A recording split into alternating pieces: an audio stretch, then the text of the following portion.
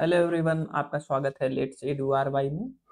जैसा कि मैंने पहले ही लाइव क्लास में चीज़ों को अपलोड तो किया था, पर ऐसा मुझे लगता था कि उसमें स्क्रीन मेरी रुक रही थी। इसलिए मैं आपको रिकॉर्डेड क्लासेस देता रहूँगा पर डे। और मैं जो शेड्यूल बना रहा हूँ आप लोगों के लिए पढ़ने के लिए, चाहे वो जियोग्राफी हो, ठीक है, चाहे वो आपकी जियोग्राफी हो या हिस्ट्री हो, ठीक है, हिस्ट्री हो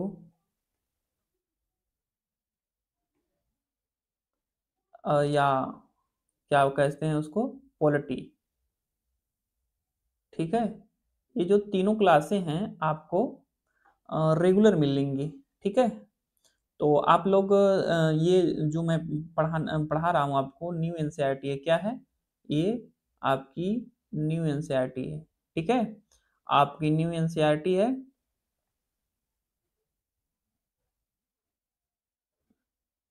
तो आप लोग रेगुलर क्लास को देखते रहिएगा, आपको किसी प्रकार की प्रॉब्लम नहीं होगी, जिससे कि आप लोग की टाइमिंग भी बचेगी। और मैं चाहूँगा कि इंटरनेट, यहाँ हमारे यहाँ की इंटरनेट स्पीड काफ़ी अच्छी नहीं है, इसलिए मैं आप लोगों को टाइम टू टाइम पहली क्लास जो जियोग्राफी की है और हिस्ट्री की, पॉलिटी की, मैं पहले 6 PM पर, ठीक है, 6 PM पर आपको मिल जाएगी क्या? पॉलिटी मिल जाएगी, ठीक है, पॉलिटी मिलेगी। फिर 7 o'clock PM पे क्या मिलेगी? आपको जियोग्राफी मिल जाएगी, ठीक है, ये जियोग्राफी मिल जाएगी। और 8 PM पे आपको हिस्ट्री मिल जाएगी, ठीक है। तो सारी क्लासें आपकी जो एसएसटी की है, मैं उसको आपको रेगुलर क्लास आपको जाएगी। और सीडीपी की जो क्लास होगी, ठीक है, वो मैं सोच रहा हूँ कि लगभग 11 AM में डालने का प्रयास करूँगा। और हिंदी की जो क्लास होगी वो आपकी वो 1 PM, 1 बजे दोपहर को जाएगी। तो आप लोगों से यही रिक्वेस्ट है कि आप लोग रेगुलर क्लास में जुड़िए और अपने दोस्तों को भी शेयर करिएगा। आज जो हमारा विषय है एनसीईआरटी की जियोग्राफी का पहला लेसन है, और इस लेसन का नाम है सौरमंडल में पृथ्वी, ठीक है। और हमारा टारगेट रहेगा, हम लेके चलेंगे एसएसटी से, एसएसटी से जो हमारा टारगेट रहेगा 60 का रहेगा, ठीक है। तो ऐसा नहीं जो एनसीईआरटी की ही सारी चीजें आपसे पूछी जाती हैं एग्जाम में, ऐसा नहीं कुछ बाहर से। जब आप अपना प्रीवियस ईयर पेपर, पहले तो आपकी प्रायोरिटी, फर्स्ट प्रायोरिटी होती है आप सभी की कि आप पहले अपना प्रीवियस ईयर पेपर देखिएगा, ठीक है। आप जो क्वेश्चन पेपर है, ठीक है, क्वेश्चन क्वेश्चन पेपर है आपका, ठीक है, कौन सा? प्रीवियस ईयर, ठीक है, प्रीवियस ईयर का जो पेपर है वो आपको देखना है। देखने के बाद आप अपना दूसरा काम आपको क्या करना है, अपना सिलेबस देखना है। क्या देखना है? सिलेबस, सिलेबस आप देखेंगे क्या क्या टॉपिक पढ़ना है, ये पहले क्लियर होना चाहिए, ठीक है। आप जब आपकी क्लास होने से पहले आप अपनी टॉपिक को पहले क्लियर कर लेंगे, तो जिससे क्या होगा कि आपको किसी प्रकार की प्रॉब्लम नहीं होगी। तो ये जो आपको टॉपिक पढ़ाया जा रहा है, रेगुलर पढ़ाया जाएगा आपको। एनसीईआरटी की ही सारी मैंने नोट्स तैयार किए हैं, और भूगोल का ये पहला लेसन है, और जिसमें हम पढ़ने वाले हैं सौरमंडल में पृथ्वी, ये हमारा लेसन है। तो इस लेसन के अंतर्गत क्या पढ़ने वाले हैं हम? इसमें पढ़ेंगे, पहला हमारा टॉपिक है खगोलीय पिंड और तारों के बारे में जानेंगे, खगोल पिंड के बारे में जानेंगे, ठीक है। दूसरी हमारी टॉपिक है ग्रह यानी प्लेनेट के बारे में जानने वाले हैं। जब प्लेनेट के बारे में हम विस्तार से जान लेंगे, खगोलीय पिंड के बारे में जान लेंगे, फिर इसके बाद दर्शन यानी कि हम सूर्य के बारे में भी जानने वाले हैं। ये हमारे इस लेसन के अंदर जो हमारे 5 टॉपिक हैं, पहले हम इसको क्लियर कर लेंगे। पृथ्वी एक अद्वितीय ग्रह है, the earth unique a unique planet, ये भी टॉपिक इसमें है इस लेसन के अंतर्गत। ये 6 क्लास की एनसीईआरटी का पहला लेसन है, आप देख सकते हैं। चंद्रमा और अन्य खगोलीय पिंड, ये टॉपिक भी है। तो इस टॉपिक को हम विस्तार से जानने वाले हैं। पहली आपको बता दिए हैं, आप अपना सिलेबस देख लीजिएगा, ठीक है। आपका पहला फर्स्ट प्रायोरिटी होगी सिलेबस की, ठीक है। आप सभी से मैं रिक्वेस्ट करूंगा, पहले आप अपना सिलेबस देख लीजिएगा। सिलेबस के ही अकॉर्डिंग हम पढ़ाने वाले हैं। क्या पढ़ाएंगे आपको? एनसीईआरटी। कौन सी होगी? ये न्यू एनसीईआरटी है, ठीक है, न्यू एनसीईआरटी है, न्यू एनसीईआरटी होगी आपकी। तो आप आपकी क्लास आपको जाएगी, आप तो देख लेंगे कितने टाइम पे मैंने आपको पहले ही अपने थंबनेल में, ठीक है, अपने थंबनेल में मैं रेगुलर आपको किस समय जाएगी वीडियो उसमें इंक्लूड कर दूंगा। आप लोग रेगुलर क्लास करिए जिससे कि आप लोगों को समझ में आए। जब मेरी क्लास आपको अच्छी लगे तो आप लोग क्या करेंगे? कमेंट करिएगा, ठीक है। आप सभी से रिक्वेस्ट है, आप मेरी क्लास जब अच्छी लगे तो आप सब कमेंट करिएगा। रेगुलर क्लास जाएगी, आपको अच्छा लगे तो अपने दोस्तों को भी शेयर करिएगा, ठीक है। क्या करिएगा? शेयर करिएगा, ठीक है। तो हम लोग चलते हैं अपनी टॉपिक के लिए, आगे बढ़ते हैं।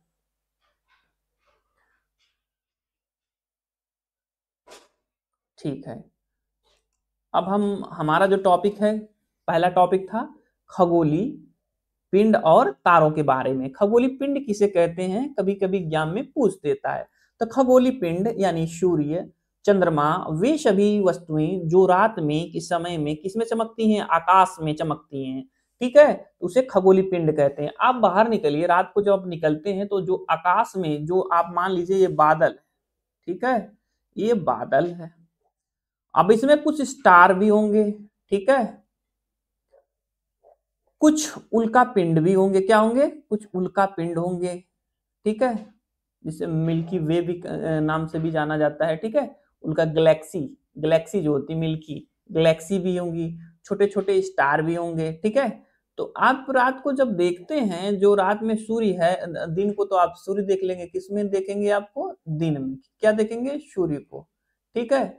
ये आपका सूरज है, ठीक है। चंद्रमा भी देख लेंगे, रात को चंद्रमा भी देख लेंगे। और जो वस्तुएं रात में के समय में आकाश में चमकती हैं, रात में चमकते क्या है? स्टार, तारे ही चमकते हैं आपके, ठीक है। तो उसे खगोली पिंड के नाम से जाना जाता है। ये टॉपिक तो आपका क्लियर होगा। यदि इसमें किसी प्रकार की क्वेरी होगी, समझ में नहीं आएगा, तो आप कमेंट के माध्यम से हमसे पूछ सकते हैं, ठीक है। अब देखिए तारे यानी स्टार्स, स्टार के बारे में जानने वाले। इसके पास अपनी ऊष्मा क्या है? इसके पास अपनी ऊष्मा और प्रकाश होता है। किसके पास होता है? ये तारों के पास होता है, ठीक है। ये किससे बने होते हैं? गैसों से बने होते हैं। क्या? तारे। अब इसमें भी जो तारे हैं, इसमें क्या पाया जाता है? ये भी कभी कभी एग्जाम में तो पूछ देता है। तो इसमें हाइड्रोजन और जैसा कि मुझे पता है हाइड्रोजन। अब इसके आगे एक चीज और देख लेते हैं हम। खगोली पिंड हो गया, अब तारे हो गए, ठीक है। अब इसके बाद हम देख लेते हैं क्या है, वे इसे बड़ी मात्रा में उत्सर्जित करते हैं। सूर्य भी एक क्या है? तारा है। कभी कभी एग्जाम में आपके पूछता है सूर्य क्या है, तो आप तुरंत बताएंगे तारा है, ठीक है। ऐसी कंफ्यूजन ना रहेगी, आप कुछ और ही मार के चले आइएगा। इतना ध्यान रहना चाहिए आपको कि सूर्य भी एक क्या है? तारा है। अब देखिए एग्जाम में पूछता है नक्षत्र, नक्षत्र मंडल के बारे में अक्सर पूछा जाता है। तो तारों के समूह द्वारा बनाई गई विभिन्न आकृतियां जैसे सप्तऋषि, ठीक है, मेजर, अर्सा मेजर या बिग बियर, ये दो क्या हैं? नक्षत्र मंडल हैं। कौन कौन है? अर्सा मेजर है और बिग बियर। इसके नाम आप दिमाग में रख लीजिएगा, सप्तऋषि, अर्सा मेजर, बिग बियर, ये नक्षत्र मंडल हैं, ठीक है। तो नक्षत्र मंडल क्या है? अब देखिए ध्रुव तारा, यह तारा हमेशा उत्तर की दिशा में स्थित रहता है और प्राचीन काल में दिशा निर्धारित में एक सहायक सहायक होता है। जस्ट मिनट में इसको मिटा देता हूं, एक सेकेंड।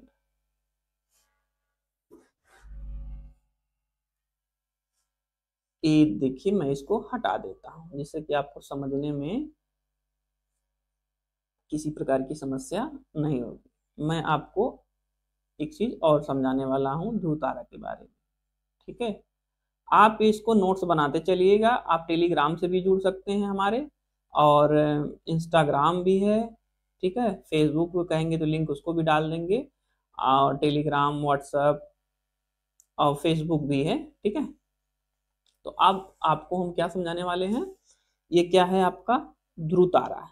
पहले के लोग प्राचीन काल में दिशा का निर्धारण करते थे, जो सप्तऋषि है 7 स्टार होते थे, ठीक है। तो इस स्टार से ये यहाँ एक स्टार होता था, ठीक है, और एक यहाँ एक यहाँ। तो एक कोई बच्चा था, मान लीजिए ये रोहन नाम का एक लड़का है, ठीक है, इसका एक चेहरा बना देता हूं मैं, ठीक है। जब ये देखता था स्टार तो ये दिशा को कैसे ही निर्धारित करता था, पहले के लोग ऐसे ही दिशा को देखते थे, ठीक है। तो उसने प्राचीन काल में दिशा में जो निर्धारण करने में क्या होती थी, ये सहायक होती थी। तो ऐसे ही चीजें थी जो आपको किसी प्रकार की समस्या नहीं होनी चाहिए। तो चलिए आगे बढ़ते हैं अपने टॉपिक को लेकर। एक सेकेंड, आ गया। अब देखिए हम क्या पढ़ने वाले हैं, ग्रह के बारे में जानने वाले, ग्रह, ठीक है, यानी प्लेनेट के बारे में। आप तो जान ही गए हैं ग्रह कितने हैं, आपके 8 ग्रह हैं। वो भी आप मान लीजिए ये आपका सूरज है, क्या है, ए स्टार आपका सूरज है, ठीक है। और ये सूरज जो है, अब इससे देखिए पहला ग्रह कौन सा है आपको, बुध, ठीक है, बुध। फिर उसके बाद क्या आता है, शुक्र, ठीक है, शुक्र।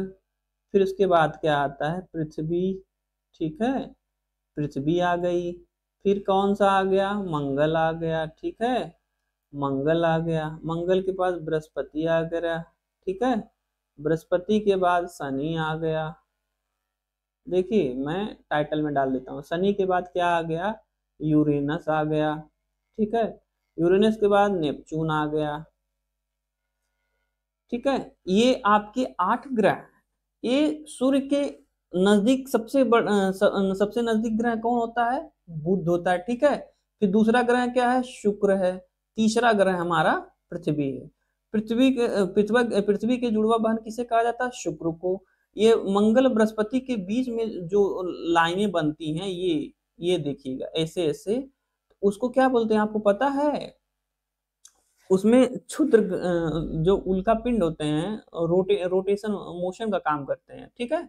अब चलिए आगे देख लेते हैं, ग्रह किसे कहते हैं, वे खगोलीय पिंड जिसमें अपना प्रकाश क्या है, प्रकाश है और उष्मा नहीं होती है। प्रकाश और उष्मा नहीं होती किसमें, ग्रह में। ये तारों के प्रकाश से क्या होते हैं, प्रकाशित होते हैं। जो ग्रह होते हैं, ये आपको क्लियर होना चाहिए आप सभी को, उसमें जो ग्रह होता है उसमें उसकी प्रकाश भी नहीं होती है, ना ही उसमें किसी प्रकार की उष्मा होती है। वो किससे किससे प्रकाशित होते हैं आपको पता होना चाहिए। वे ग्रह जो होते हैं वो तारों के प्रकाश से क्या होते हैं, चमकते हैं, ठीक है, उन पे सनलाइट जाती है, ठीक, किसके, जो तारों का चमकना होता है। अब देखिए, अब यहाँ पे देख लेते हैं सौर मंडल, सौर परिवार से जान लेते हैं। सूर्य, 8 ग्रह, उपग्रह और कुछ खगोलीय पिंड मिलकर सौर मंडल का निर्माण करते हैं। ग्रहों का क्रम यानी सूर्य से दूरी के अनुसार बुध, शुक्र, पृथ्वी, मंगल, बृहस्पति, शनि, यूरेनस, नेपच्यून, जो मैंने आपको पहले ही बता दिया। अब प्रकीर्णन पथ किसे कहते हैं, ऑर्बिट। सभी ग्रह सूर्य के चारों ओर एक निश्चित दीर्घाकार वृत्तपथ पर चक्कर लगाते हैं, जिसकी कक्षा ऑर्बिट कहलाती है, जिसे प्रकीर्णन पथ के नाम से भी जाना जाता है। तो चलिए हम लोग आगे बढ़ते हैं। 1 सेकेंड, ठीक है। अब किसके बारे में जानने वाले हैं, सूर्य के बारे में, दर्शन के बारे में। स्थिति, यह सौरमंडल के केंद्र में स्थित है, सबसे बड़ा जो सूर्य है, ठीक है। ये मान लीजिए आपका सौर मंडल है, ठीक है। इसके केंद्र में कौन बैठा भैया, ये सूर्य है, ठीक है। उसके केंद्र में स्थित है, सबसे बड़ा है कौन, सूर्य। ऊर्जा का स्रोत, सौर मंडल के लिए ऊष्मा और प्रकाश का अकेला सबसे बड़ा स्रोत कौन है, सूर्य है, ठीक है। इसको ध्यान में रखिएगा, एग्जाम में पूछता है।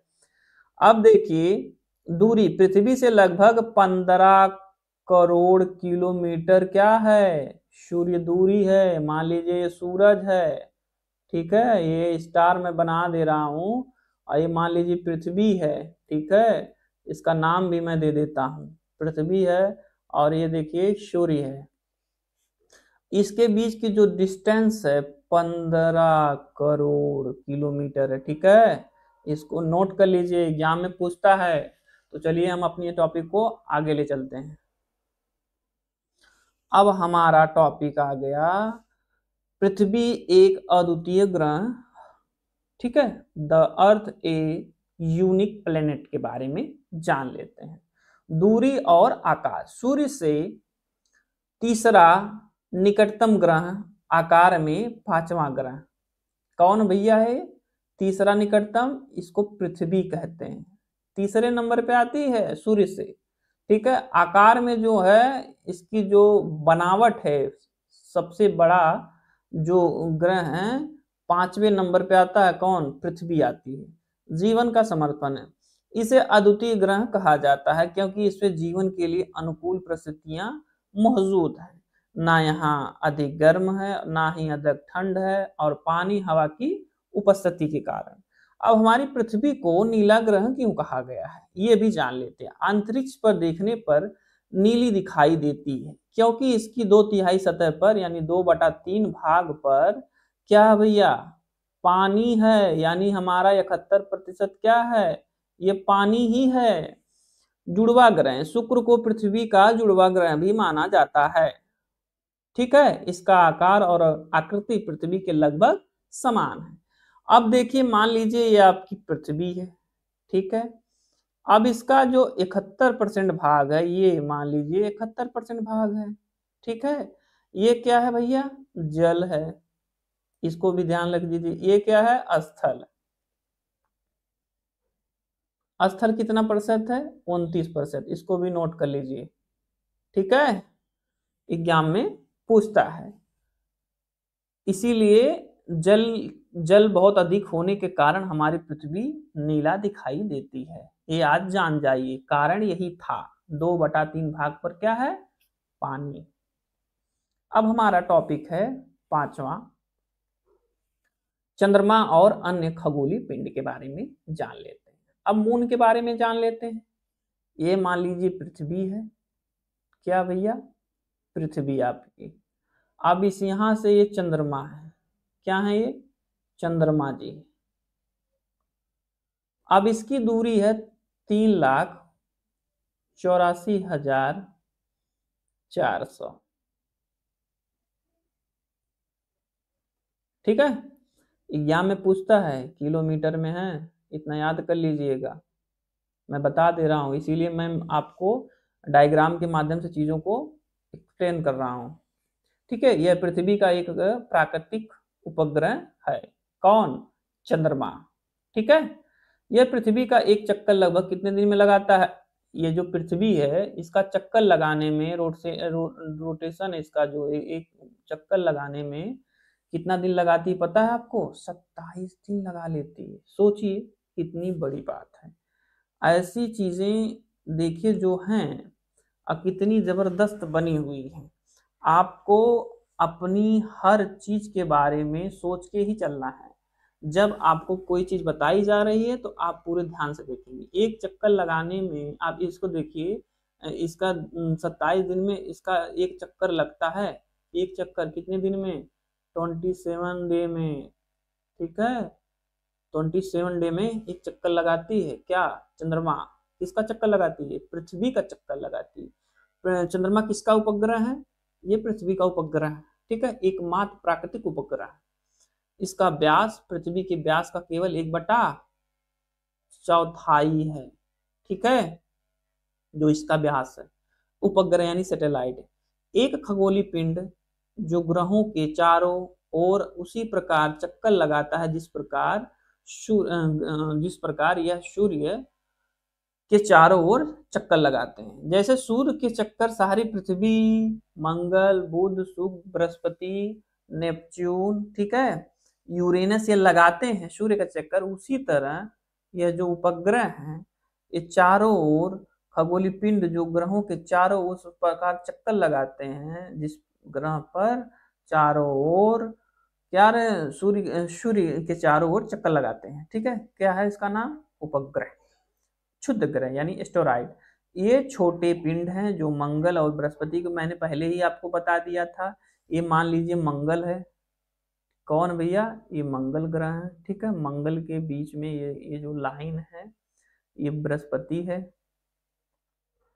ठीक है, ये बृहस्पति है। तो इसके बीच की जो चीजें हैं, देखिए मैं भर दे रहा हूं इसको, ये जिसकी जो बीच की चीजें हैं, ठीक है, इसकी जो बीच की कक्षाओं में बीच में पाई जाती है, सभी सूर्य की परिक्रमा करते हैं। ये है क्या, छोटे छोटे क्षुद्र ग्रह हैं। इसको क्या बोलते हैं, लिख दीजिए, क्षुद्र ग्रह, ठीक है। एक इसकी कक्षा में घूमते हैं, मंगल और बृहस्पति के बीच की कक्षा में क्या करते हैं, चक्कर लगाते हैं, ठीक है, चक्कर लगाते। एग्जाम में पूछा है, इसको ध्यान से नोट कर लीजिएगा आप लोग। उल्का पिंड, मेस्टोराइड, यानी सूर्य के चारों ओर चक्कर लगाने वाले पत्थरों के छोटे छोटे टुकड़ों को उल्का पिंड कहते हैं। तो ये आपकी टॉपिक यहीं पे समाप्त हो गई। तो आप लोगों से यही रिक्वेस्ट है सभी से कि आप लोग चैनल को लाइक, सब्सक्राइब, शेयर करिएगा। यदि आपको हमारे पढ़ाने का तरीका पसंद आता है तो, ठीक है, यदि पसंद आता है तो आप अपने दोस्तों को भी शेयर करिएगा। आपको समय से आपकी क्लास अपलोड कर दी जाएगी, आप आराम से देख सकते हैं। किसी प्रकार की क्वेरीज हो तो आप कमेंट के माध्यम से पूछ सकते हैं। और चैनल को इसलिए लाइक करिएगा कि अगली वीडियो जाएगी तो आपको नोटिफिकेशन मिल जाएगा, जिससे कि आप अपनी क्लास को रेगुलर कर सकेंगे, ठीक है। हमने आपको बता ही दिया है कि 6 बजे पॉलिटी जाएगी, 7 बजे जियोग्राफी चली जाएगी, 8 बजे आपकी हिस्ट्री अपलोड की जाएगी। दिन के 11 बजे मुझे लगता है कि मैं कोशिश करूंगा सीडीपी चली जाएगी, 1 बजे आपकी हिंदी की क्लास हो जाएगी। तो आप धीरे धीरे सारी चीजें कवर कर ली जाएंगी, ठीक है, 9 फरवरी तक। Thank you so much. Like, subscribe, share करिएगा।